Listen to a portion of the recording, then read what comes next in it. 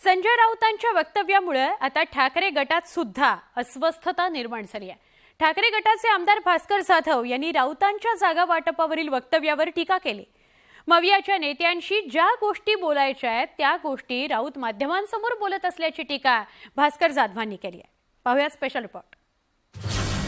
जागा वाटपावरून आता ठाकरे गटातच जुंपली।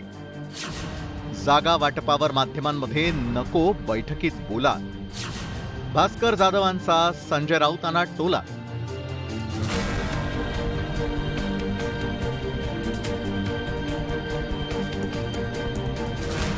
लोकसभा निवडणुकीच्या जागा वाटपावरून महाविकास आघाडीतल्या घटक पक्षांमध्ये वाद सुरू असताना आता ठाकरे गटातही वादाची ठिणगी पडली आहे। रोज सकाळी संजय राऊत माध्यमांसमोर जागा वाटपाबाबत नवनवे दावे करतायत, त्यामुळे राष्ट्रवादी आणि काँग्रेस नेत्यांमध्येही नाराजी आहे। संजय राऊत रोज ठाकरे गटाला अमुक एवढ्या जागा हव्यात असं ठासून सांगू लागलेत। लोकसभेचं जागा वाटप हे एकत्र बसून व्यवस्थित त्याच्यावर चर्चा होईल आणि प्रत्येक जागेचा वापर केला जाईल। ही जागा कोण जिंकू शकत आहे, ही जागा कशा प्रकारे जिंकू शकतो, एकमेकांना कशा प्रकारे सहकार्य केलं पाहिजे या संदर्भात चर्चा होईल आणि त्या संदर्भात चर्चा सुरू आहे।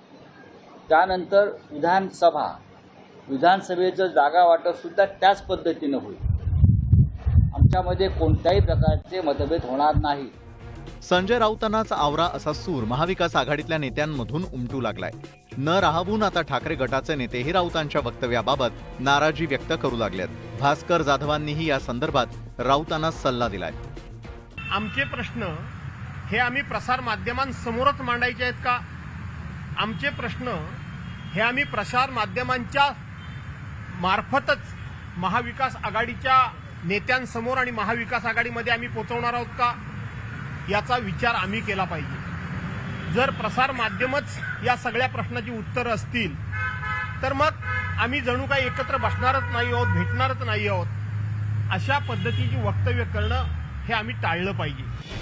संजय राऊतांच्या टीकेनं सत्ताधारी हैराण झालेले असले तरी राऊतांच्या टीकेच्या दुधारी तलवारीनं स्वकीयांवरही वार होऊ लागलेत।